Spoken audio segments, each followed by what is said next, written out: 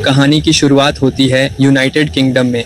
इस बड़े और ऐतिहासिक आइलैंड पर जिंदगी एकदम नॉर्मल चल रही थी, लेकिन अचानक एक दिन लोगों के दिमाग में हैवानियत छा गई। वो एक दूसरे को मारने लगे मानो पागल हो चुके हों। इस बीमारी से ज्यादातर लोग इन्फेक्ट हो गए, लेकिन कुछ लोग किसी तरह बच भी निकले। इसे रेज वायरस का नाम दिया गया। यह वायरस पूरे यूनाइटेड किंगडम के आइलैंड पर फैल गया। पूरी दुनिया में यहाँ के लोगों का आना जाना बंद कर दिया गया ताकि यह वायरस आगे न फैल सके। यहाँ तक कि बचे हुए लोगों को भी वहीं छोड़ दिया गया।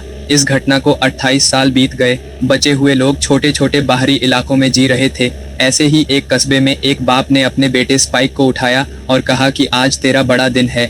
बाहर दूसरे लोग भी अपना अपना काम करने में लगे हुए थे। इन लोगों के पास कोई टेक्नोलॉजी नहीं थी, तो यह पुराने जमाने की तरह बिल्कुल आम तरीके से रहने लगे थे। स्पाइक तुरंत उठा और तैयार हुआ। उसने अपना सामान पैक किया। दरअसल आज स्पाइक पहली बार इन्फेक्टेड लोगों के इलाके में जाने वाला है।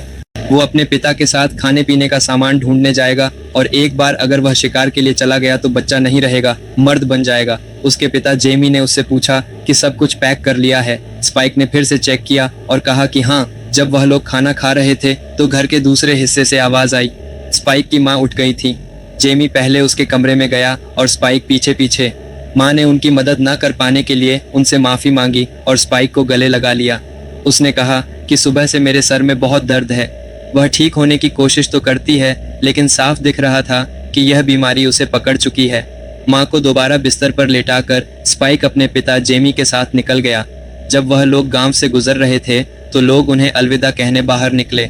कुछ लोग हिम्मत दे रहे थे तो कुछ बस सर हिलाकर इज्जत। एक छोटी लड़की ने तो स्पाइक को एक फल भी दिया। इस कस्बे के गेट पर वहां की लीडर जेनी उनका इंतजार कर रही थी। जेनी ने फिर उन्हें अपने कस्बे के नियम याद दिलाए। एक बार तुम लोग बाहर चले गए तो वापस आ सकते हो, लेकिन अगर नहीं आए तो कोई तुम्हें बचाने नहीं जाएगा। ये हमने बहुत सी ठोकरें खाकर सीखा है। बहुत लोग गए और ज्यादातर वापस नहीं आए। मतलब जब तुम मेन लैंड पर जाओगे तो सिर्फ अपने भरोसे हो, समझे? जेमी और स्पाइक ने हामी भरी। फिर जेनी ने वॉचमैन एंट से पूछा कि सब ठीक तो है ना, कुछ अजीब तो नहीं लग रहा। एंट ने कहा कि सब कुछ शांत है, कुछ भी गड़बड़ नहीं दिख रही। यह सुनने के बाद जेनी ने दरवाजा खोलने के आर्डर दिए और उसी के साथ बाप और बेटा निकल पड़े। उनके पास बंदूकें नहीं हैं, सिर्फ तीर और चाकू हैं। चलते हुए जेमी ने स्पाइक से इस रास्ते के बारे में कुछ सवाल किए। स्पाइक ने बताया कि यही हमारा पुल है, सिर्फ इसी रास्ते से हम मेनलैंड जा सकते हैं, लेकिन यह रास्ता सिर्फ तभी दिखता है जब लहरें कम होती हैं। जब लहर ऊपर आ जाएगी तो यह रोड पानी में डूब जाएगा और हम भी डूब जाएंगे। जेमी ने स्पाइक को बताया कि सिर्फ 4 घंटे हैं हमारे पास, उसके बाद लहरें बहुत ऊंची हो जाएंगी तो हम टाइम पर निकल लेंगे, ठीक है? वह दोनों संभल कर आगे बढ़ रहे थे और तभी उन्हें एक सुनसान जगह दिखाई दी। जेमी ने कहा कि यहाँ से हम अपना फ्यूल लेते हैं, एक दिन तुम्हें भी यहाँ काम करना होगा। फिर वह दोनों ऊपर की तरफ चढ़ने लगे और एक बड़ा सा खाली मैदान दिखा। इसे देखकर स्पाइक हैरान हो गया। उसने अपनी जिंदगी में सिर्फ वो छोटा सा गांव देखा था, इतनी बड़ी खुली जगह उसने कभी नहीं देखी थी। स्पाइक ने कहा कि जैसे हम बचे हुए हैं इसी तरह और लोग भी तो अपने कस्बे बना के रह रहे होंगे। जिस पर जेमी ने कहा कि इतना मत सोचो, जो है उसमें खुश रहो, ठीक है? अब दोनों आगे बढ़ चले जंगल की तरफ। दूर कुछ हिलता हुआ दिखाई दिया। वह एक बड़ा सा इन्फेक्टेड आदमी था। उसका शरीर टेढ़ा मेढ़ा और गंदा था, अजीब और डरावना। जेमी ने उसकी ओर इशारा करके स्पाइक को बताया कि क्या करना है। एक इन्फेक्टेड देखा है तो मतलब आसपास और भी होंगे। हर तरह के इन्फेक्टेड इंसान को अलग तरीका है मारने का। इस वाले की गर्दन पर गोली मारनी होगी। वो इन्फेक्टेड अजीब तरीके से जल रहा था। उसके ऊपर फंगस और चिपचिपा सा कुछ लगा हुआ था। उसकी काली चमड़ी लटक रही थी। शरीर आधा जिंदा आधा मरा हुआ। वह जमीन पर घिसड़ घिसड़ कर चल रहा था। जल्द ही वह कुछ खाने लगा। स्पाइक ने अपना तीर कमान निकाला और निशाना साधा। उसका तीर बिल्कुल गर्दन के पार हो गया, लेकिन पीछे से एक और इन्फेक्टेड आ गया। जेमी ने उसे देख लिया और फटाक से निशाना लगाया। धीरे धीरे और भी इन्फेक्टेड लोग आने लगे। जेमी ने बड़ी शांति से काम लिया। उसने एक एक करके सटीक निशाने लगाते हुए सबको मार डाला। फिर उन्हें एक छोटी इन्फेक्टेड बच्ची दिखाई दी। उन दोनों ने ही उस पर तीर नहीं चलाया और वह लड़की भाग गई। जेमी ने स्पाइक को शाबाशी दी। अच्छा शॉट था। तो कैसा लग रहा है तुम्हें अपने पहले शिकार के बाद? स्पाइक यह सारा खून खराबा देखकर थोड़ा डरा हुआ था। जेमी ने कहा कि बुरा महसूस मत कर, क्या खाक जिंदगी जी रहे थे ये। तूने तो इन्हें मुक्ति दी है और अब हमें जल्दी से निकलना होगा। ये आवाज सुनकर और इन्फेक्टेड आ जाएंगे। अब वह दोनों और अंदर बढ़ने लगे मेन लैंड में। अचानक ही एक हिरणों का झुंड पेड़ों के बीच से भागने लगा। स्पाइक पहली बार ऐसे जानवर देखकर हैरान और खुश दोनों हो गया। अब उन्हें एक खाली घर मिला। दोनों ने तीर तैयार रखे और आगे बढ़े। घर ऐसा लग रहा था मानो किसी ने पहले ही यहाँ जांच पड़ताल कर ली है। जो भी काम का मिला ले जा चुके हैं, लेकिन फिर भी उन्होंने तलाशी लेना सही समझा। कुछ देर बाद जेमी को एक फ्रिज भी मिली। उसने एक्साइटेड होकर उसे स्पाइक को दिखाया। तभी एक और कमरे से आवाज आने लगी। दोनों चेतावनी से उस कमरे की तरफ बढ़ने लगे। अंदर उन्हें एक डेड बॉडी लटकी हुई मिली, उल्टी पैर से बंधी हुई। उसकी छाती पर मानो कुछ खोद दिया गया था। स्पाइक ने अपना चेहरा घुमा लिया, लेकिन जेमी ने कहा कि देखो, ध्यान से देखो। तभी वह बॉडी हिलने लगी। वो आदमी इन्फेक्टेड था। जेमी की आवाज सीरियस हो गई। उसने स्पाइक को बताया कि तू कह रहा था ना कोई और कबीला भी देखना है। ये ऐसे ही किसी कबीले का आदमी है। इसे सजा के तौर पर यहाँ लटकाया गया है ताकि वह इन्फेक्टेड इसे जिंदा खा जाए। स्पाइक इतनी हैवानियत देखकर हिल गया। उसने पूछा कि ऐसा कोई क्यों करेगा? कुछ किया होगा इसने ऐसा, मुझे क्या पता, जेमी ने जवाब दिया। उसने स्पाइक से कहा कि इसे खत्म कर दो, इससे पहले यह पूरी तरह इन्फेक्ट हो जाए। इस आदमी को इसके दर्द और तड़पन से मुक्ति दे दो। स्पाइक थोड़ा हिचकिचाया, जिसके बाद वह आदमी झटके लेने लगा। फिर तेजी से हिलने लगा, जिससे रस्सी टूट गई और आदमी जमीन पर गिर पड़ा। उसी पल स्पाइक ने एक तीर उसके सर में दाग दिया और वह आदमी मारा गया। जेमी ने खुश होकर कहा कि बढ़िया, यह सही किया तुमने, और दोनों आगे बढ़ गए।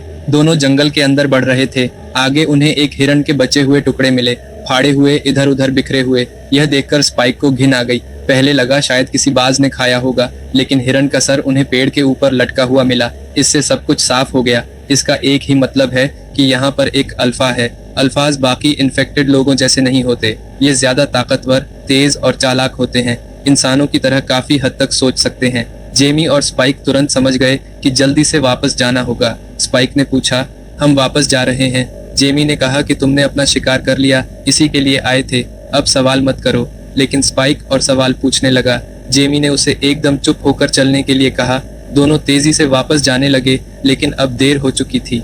थोड़ा दूर इन्फेक्टेड दिखाई दे रहे थे। पहले एक, फिर उनके बीच में एक अल्फा भी आ गया।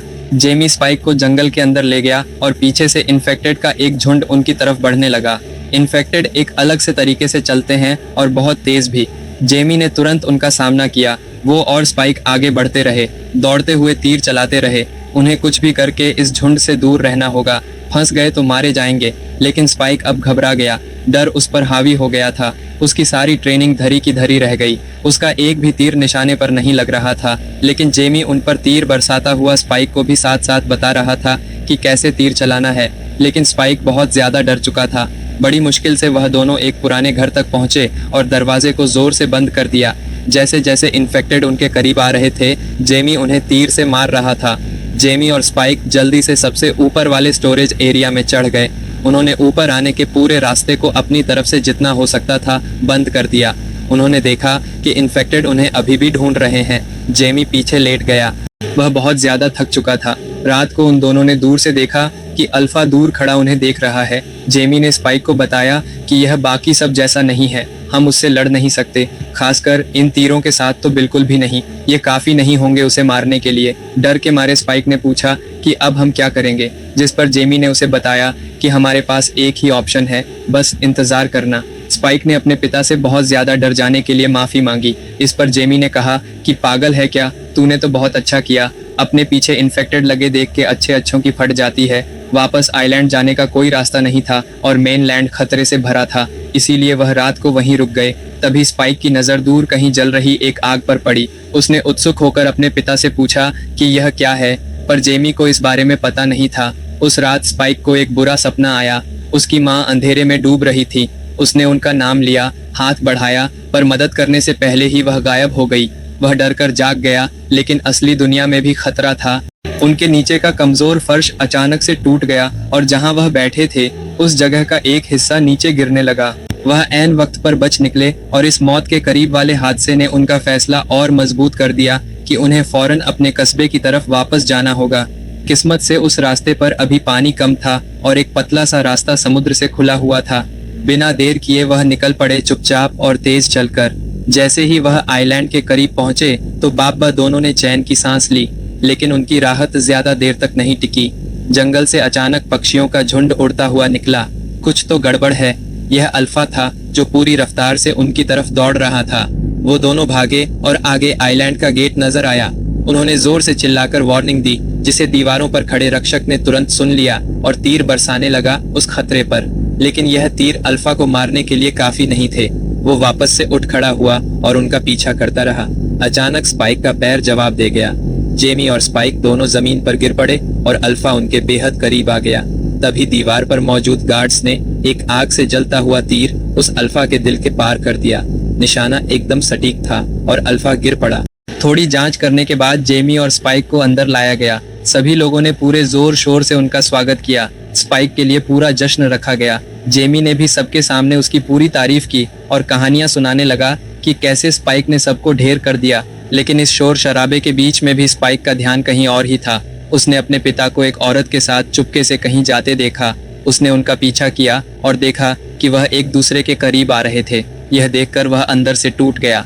चुपचाप जश्न को छोड़कर वह अकेला घर लौट आया, उलझन और दुख से भरा हुआ। जब वह घर आया तो सैम वहीं था। स्पाइक उसके साथ बैठ गया। उससे पूछा कि उसकी माँ कैसी है। सैम ने कहा कि ठीक है, वो ठीक हो जाएंगे। तब स्पाइक ने अपने दिल की बात कही। उसने कहा कि यह जश्न झूठा है, क्योंकि उसने तो सिर्फ एक इन्फेक्टेड को मारा था और जब वह लोग उसका पीछा कर रहे थे तो वह बहुत डर भी गया था। उसने वह सब बताया जो उसने गांव के बाहर देखा था। लेकिन उस आग वाली बात के बारे में सुनते ही सैम के चेहरे का रंग बदल गया। फिर उसने उस आदमी के बारे में बताया, डॉक्टर इयन केसन, जो कि कभी एक बहुत जाना माना विद्वान डॉक्टर था। केसन सालों पहले दुनिया से अलग थलग होकर रहने लगा। अगर वह आग आज भी जल रही है तो इसका मतलब है कि कैल्सन अभी भी जिंदा है। स्पाइक ने डॉक्टर के बारे में और पूछा, क्योंकि अब डॉक्टर्स बचे ही नहीं थे। लेकिन सैम ने ज्यादा कुछ बताने से इनकार कर दिया। अगले दिन जेमी नशे की हालत में घर लौट आया। उसकी खामोशी से थककर स्पाइक ने उसका सामना किया। उसने कहा कि आपको पता है कि वहाँ एक डॉक्टर रहता है, लेकिन फिर भी अपनी पत्नी को वहाँ नहीं ले जा रहे। दूसरी औरतों के साथ रंगरलियां मनाते फिर रहे हो रात को। इस पर जेमी ने कहा कि वहाँ जाना खतरे से खाली नहीं है। सालों पहले एक मिशन के दौरान हम मेनलैंड पर गए थे डॉक्टर को देखने। वो आदमी लाशों से घिरा हुआ था। पता नहीं कितनी सारी लाशें थी वहाँ पर। एक एक करके उन्हें जला रहा था, लेकिन उसके चेहरे पर शिकन तक नहीं थी और उसने हाथ हिलाकर हमें वहाँ बुलाया। हम बहुत ज्यादा डर गए थे उसे देखकर। वो कोई साइको आदमी है, उसे मौत से डर नहीं लगता। स्पाइक ने पूछा कि अच्छा ये बता दो माँ को क्या हो रहा है। इस पर जेमी ने कहा कि सच बताऊं तो मैं भी नहीं जानता। ये सुनकर स्पाइक गुस्सा हो गया। उसने सीधा कहा कि अपनी पत्नी का ध्यान है नहीं घूम रहे हो किसी के साथ। ये बात होते ही दोनों बाप बेटे में लड़ाई छिड़ गई। आखिरकार स्पाइक गुस्से में घर से बाहर निकल गया। उस रात स्पाइक ने गांव के राशन स्टोर में आग लगा दी, जिसके बाद लोग बहुत डर गए। पानी की बाल्टियों से आग बुझाने की कोशिश करने लगे। इस धुएं और अफरा तफरी में स्पाइक को अपनी माँ को लेकर गांव से निकलने का मौका मिल गया। वह उन्हें डॉक्टर के पास ले जाना चाहता था ताकि उनकी जान बच सके। शाम को वह जंगल के एक हिस्से में रुक गए और एक छोटा सा कैंप बनाया। बातें करते हुए वह लेट गए। स्पाइक ने अपनी माँ से कहा कि आप सो जाइए, मैं पहरा दूंगा। लेकिन फिर धीरे धीरे वक्त के साथ वह खुद भी सो गया। जब वह सो रहा था तो एक इन्फेक्टेड रेंगते हुए उस पर हमला करने आई। वह इन्फेक्टेड बस थोड़ी ही दूर थी कि तभी किसी ने उस पर हमला करके उसे मार दिया। सुबह जब स्पाइक उठा तो वह इसला के पास था। ना तो इसला को याद था और ना ही स्पाइक को कि आखिर इस इन्फेक्टेड को मारा किसने। लेकिन लाश देखकर इसला को कुछ कुछ याद आने लगा, जैसे उसने ही उस चीज को मारा हो। मेनलैंड के एक हिस्से में सिपाहियों के एक झुंड पर हमला हुआ। एक अल्फा उन्हें लीड कर रहा था और एक एक करके कई फौजी मारे गए। सिर्फ एक बच्चा जख्मी, अकेला और दर्द से करहाता हुआ। जंगल के दूसरे हिस्से में इन्फेक्टेड लोग एक नदी में खड़े थे। वह धीरे धीरे चल रहे थे।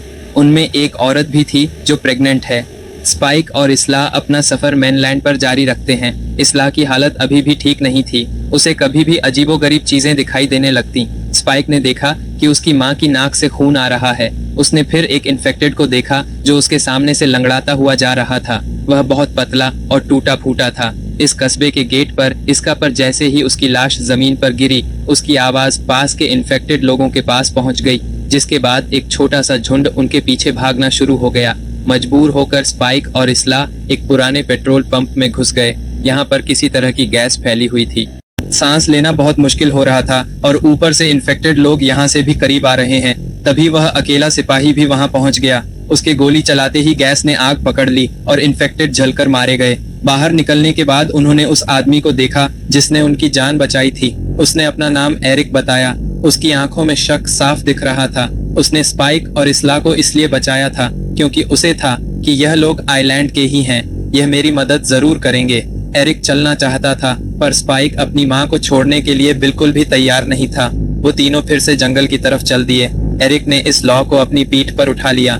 रास्ते में एरिक ने बताया कि उसकी टीम का जहाज समुद्र में तूफान से टूट गया। सिर्फ वही बचकर यहाँ तक पहुँच पाया है, बाकी उसके सारे साथी मारे गए।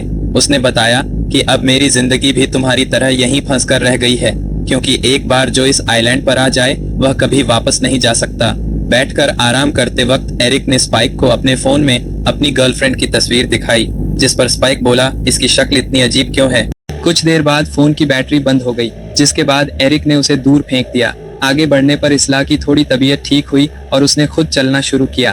तभी उसने एक अजीब सी आवाज सुनी। वो आवाज उसे खींचकर एक पुरानी ट्रेन तक ले गई, जो पेड़ों से घिरी हुई घास से ढकी हुई थी। अंदर जाकर उसने कुछ ऐसा देखा जो उसने कभी सोचा भी नहीं था। एक इन्फेक्टेड जो कि प्रेग्नेंट थी, वह दर्द से करहा रही थी और उसका बच्चा पैदा होने वाला था। इसलिए बिना कुछ सोचे अंदर चली गई और उस इन्फेक्टेड औरत की मदद करने लगी। डिलीवरी आसान रही और एक नया जन्म हुआ। जल्द ही उसने एक बच्चे को जन्म दिया।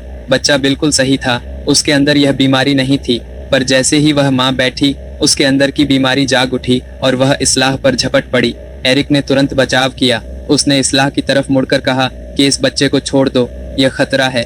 इस्लाह नहीं मानी, बच्चे को अपनी गोद में लेकर उसके आगे खड़ी हो गई।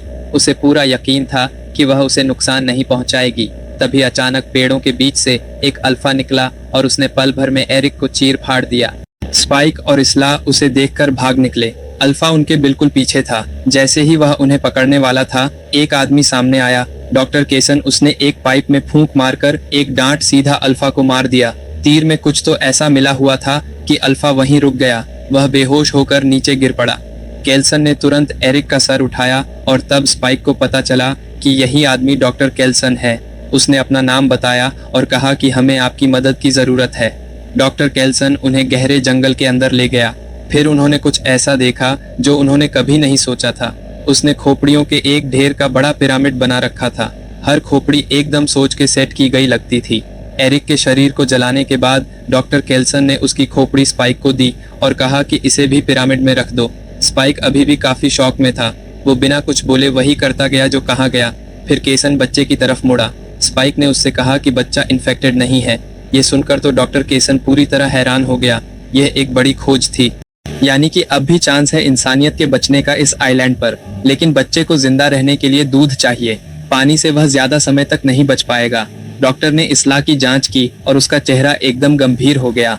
उसने दुखी मन से इस्लाह को बताया कि तुम्हें कैंसर है, जो कि बहुत ज्यादा फैल चुका है। पुराने समय की आधुनिक तकनीक से शायद उसका इलाज हो सकता था, लेकिन पूरी तरह से तो वह तब भी ठीक ना हो पाती और अब तो कोई चांस ही नहीं है। स्पाइक परेशान होकर केसन से कहने लगा कि कोई तो रास्ता निकालो, कुछ भी करके मेरी माँ को बचा लो। लेकिन इस्लाह कहीं ना कहीं जानती थी कि वह मरने वाली है। जब स्पाइक रोने लगा तो उसकी माँ ने उसे गले लगा लिया और शांत करने की कोशिश की। फिर उसने वह बच्चा स्पाइक के हाथ में दिया।